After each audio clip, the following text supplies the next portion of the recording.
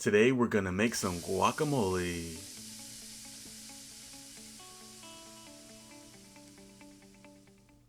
Alright, welcome back. Now I started off with 4 avocados. Now with these avocados, I had some purple onions chopped. It was 1 small purple onion. So I have 4 avocados and 1 small purple onion.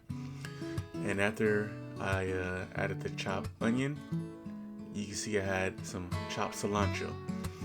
Alright, and now I had juices of 2 limes. Go ahead and taste it as you go. Add 1 lime at first. If you think you need another one, add another one.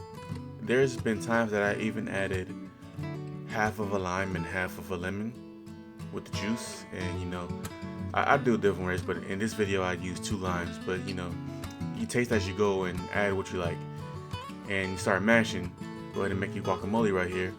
You can also add some salt too, a little bit of salt for a little flavor, a little more flavor.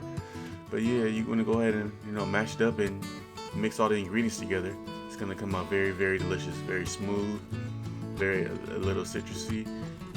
With the right pinch of salt in there, it comes out absolutely delicious. You can add it to whatever you like. I usually like to do it with my chips, or if I'm making like a burrito, or if you're fancy, do a little guacamole on some toast. And look at it, you just mix it up. Look at that, looks good. I just want to jump through the screen and eat it already. That beautiful green color, man, I'm telling you right now. I wish I had some of that right now, but me and my family, we decided to eat it all. It was good, it was worth it. Alright, that was a quick video for today. Don't forget to like and subscribe. I have more content coming for you. Have a good one.